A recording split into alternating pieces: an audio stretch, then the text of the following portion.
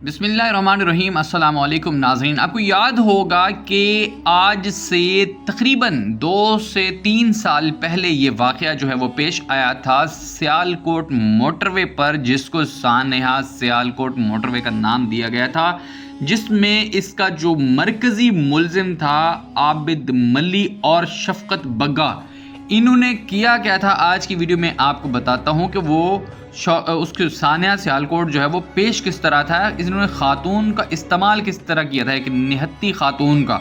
फिर ये कहा जा रहा था कि ये मुल्जिमान हैं भी कि नहीं। इन्होंने खातून अकेली की गाड़ी रोक कर, हो सकता है इन लोगों ने गाड़ी ना रोकी हो और उससे लड़की से, उस औरत से ज़्यादती ना की हो, किसी और ने की हो, तो वो भी आज की डिटेल जो है वो आपके साथ शेयर की जाएगी, ये किस तरह पकड़े गए हैं। मगर अब की जो फ़िलहाल रिपोर्ट है वो आपके साथ शेयर करने से पहले आपसे रिक्वेस्ट करूंगा कि वीडियो को लाइक ज़रूर कर दिया करें, बराए मेहरबानी। आपके लिए बहुत ज़्यादा मेहनत और रिसर्च की जाती है अच्छा कंटेंट लाने की और क्वालिटी कंटेंट लाने की, ताकि आपको हक़ाइक़ बताए जा सकें। तो बात ये है कि ये आबिद मली और शफ़क़त बग्गा जो है वो खड़ी होती है गाड़ी सियालकोट मोटरवे पर, जिसकी गाड़ी का पेट्रोल जो है, जिस गाड़ी का पेट्रोल ख़त्म हो चुका होता है। और ये खातून लाहौर से निकलती हैं सियालकोट के लिए, अपने जो है वो ससुराल जाने के लिए वापसी, और यहाँ पर वो अपने किसी रिश्तेदार के घर आती हैं और फिर बग़ैर पेट्रोल चेक किए मोटरवे पर चढ़ जाती हैं। और मोटरवे को अभी ये टूल प्लाजा क्रॉस करती 1 किलोमीटर ही आगे जाती है और इसकी हुंडा सिविक गाड़ी, उसका पेट्रोल ख़त्म हो जाता है। और उसके बाद ये पुलिस को कॉल करती हैं, मोटरवे पुलिस को। मोटरवे पुलिस की जानिब से इनकार कर दिया जाता है कि हमारे पास सर्विसेज नहीं है। फिर वो इधर उधर कॉलिंग घुमा फिरा के आखिरकार इसे वक्त दिया जाता है कि हम पेट्रोल लेकर के आएंगे।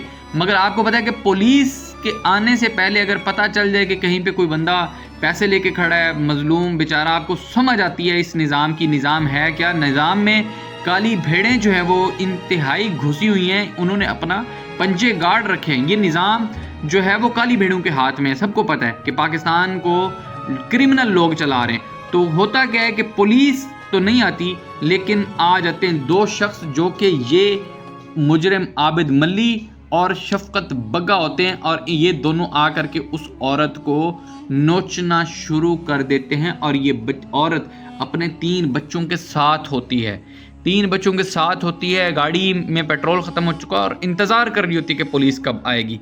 ये आबिद मली और शफ़क़त बग्गा ये आते हैं, औरत को पकड़ते हैं, और पकड़ करके इनको पता होता है, पहले ये दरवाज़ा नॉक करते हैं गाड़ी का कि दरवाज़ा खोलो। औरत दरवाज़ा नहीं खोलती, ये काफ़ी देर इधर उधर देखते रहते हैं, क्योंकि उन दिनों ये जो रोड थी सियालकोट मोटरवे वाली, ये उन दिनों बन रही थी, ज़ेर तामीर थी। तो यहाँ पर गाड़ियों की आमदोरफ्त इन ना होने के बराबर थी। अभी भी इतना ज़्यादा रश नहीं होता, क्योंकि वन साइडेड है, जस्ट जा कर के मोटरवे सियालकोट पर एंड हो जाती है। तो यहाँ पर ये लोग इस चीज़ का फ़ायदा उठाते हैं कि रश था नहीं, ये औरत को, खातून को मजबूर करते हैं कि बाहर निकलो। लेकिन ये खातून बाहर नहीं निकलती, तो ये बार बार नॉक करते हैं, दरवाज़ा खटखटाते। अब इनको आइडिया, अंदाज़ा कैसे होता है कि ये खातून अकेली है? इनको कैसे पता चलता है कि ये खातून अकेली बच्चों के साथ गाड़ी में बैठी है, जबकि खातून ने सिर्फ पुलिस के अलावा किसी को नहीं बताया और अपने रिश्तेदारों को बताया कि मैं गाड़ी में अकेली बैठी हुई हूँ और मुझे जो है आ करके रेस्क्यू करो, मुझे पेट्रोल दो, ताकि मैं खैरियत से घर वापस चली जाऊँ या मैं किसी तरह लाहौर वापस लौटाऊँ। लेकिन गाड़ी यहाँ से बदकिस्मती से चल नहीं पा रही, तो वापसी का कोई रास्ता नहीं है। अब इन लोगों को, आबिद मली को और शफ़क़त बग्गा को कैसे पता चलता है कि ये गाड़ी में अकेली बैठी हुई है? सवाल ये है। फिर ये नॉक करते रहते हैं, औरत जो है वो दरवाज़ा नहीं खोलती, तो ये फिर शीशा तोड़ने की कोशिश करते हैं। तो फिर औरत जो है वो डर के मारे दरवाज़ा अब इस बार खोल देती है। फिर क्या होता है कि आबिद मली इसकी गाड़ी की टोटल तलाशी लेता है और शफ़क़त बग्गा इसकी गाड़ी की टोटल तलाशी लेता है। इसके पर्स, इसके मोबाइल, सारा कुछ, इसके कीमती जेवरात इसे उतरवा लेते हैं। तो एक बार ये रोड की तरफ बढ़ते हैं, लेकिन जाते वक्त फिर इन्हें ख्याल आता है कि अब औरत को जो है वो क्यों ना अपनी जिनसी तस्कीन जो है वो अपनी शैतानी अवामिल का निशाना बनाया जाए। तो फिर ये औरत को कहते हैं कि तुम नीचे आओ। ये औरत नीचे नहीं जाती, कहती है कि आपने जब लूट लिया है, कुछ रहा ही नहीं अब मेरे पास छुपाने के लिए, तो अब आपको क्या चाहिए? तो ये फिर भी औरत को, इसके बावजूद औरत को जो है वो ये फोर्स करते हैं कि नहीं, तुम्हें नीचे आओ और तुम्हें कहा जा रहा है वरना मार देंगे। औरत कहती मुझे भले मार दो, मैं नीचे नहीं आने वाली।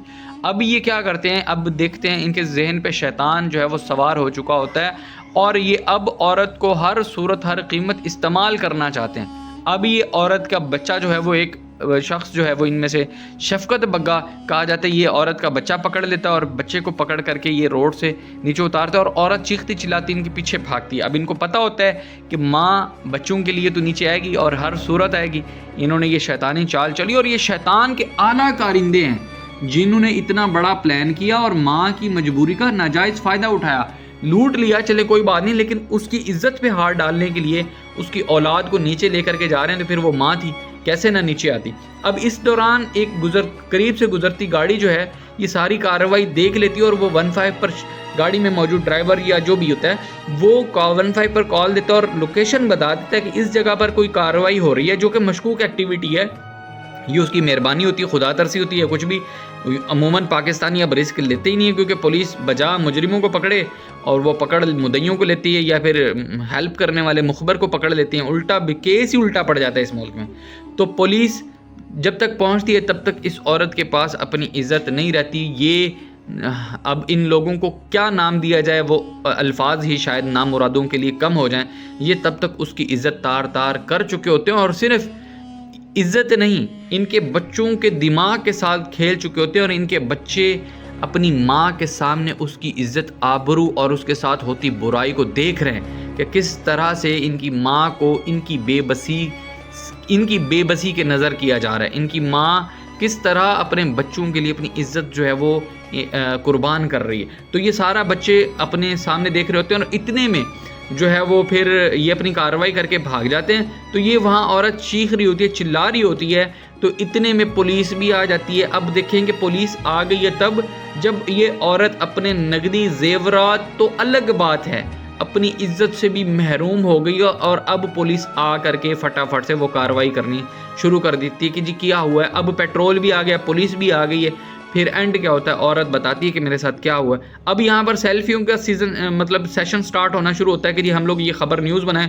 मगर वो खबर ब्रेक करने की कोशिश की जाती है। मगर होता ये है कि खबर तो निकल जाती है लेकिन पुलिस की कोशिश की वजह से बस ये कोशिश की इसलिए जाती है कि खातून जो थी ये फ्रांस की सिटीज़न थी और यहाँ पर सियालकोट में रह रही थी, तो वो न्यूज़ जो है इसकी शक्ल तो उस न्यूज़ में छुपा दी जाती है मगर वो वक़ूआ पूरी दुनिया के सामने लाया जाता है और पूरी दुनिया हैरान थी कि किस तरह पाकिस्तान में एक तन्हा खातून जो है वो महफूज नहीं है और किस तरह पाकिस्तान में एक खातून निहत्ती को जो गाड़ी मोटरवे पर खड़ी करके पुलिस का इंतज़ार करी थी, मदद का इंतज़ार करी थी और पुलिस को उससे कोई लेना देना नहीं था, कोई गर्ज नहीं थी। पुलिस वक्त पर नहीं पहुंचते और उसका रिश्तेदार भी वक्त पर नहीं पहुंचता।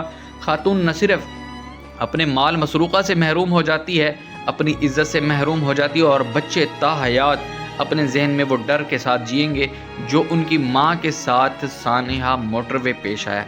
उम्मीद करता हूँ आपको ये बात समझ आई होगी कि मोटरवे पर गाड़ी रोकते हुए या फिर अगर कोई मोटरवे पर आपकी गाड़ी रोके तो आपने रुकने से पहले ये सोच लेना है कि मोटरवे पर आपके साथ क्या हो सकता है। Thank you so much for watching. Video को ज़्यादा से ज़्यादा शेयर कीजिएगा। अल्लाह हाफिज़।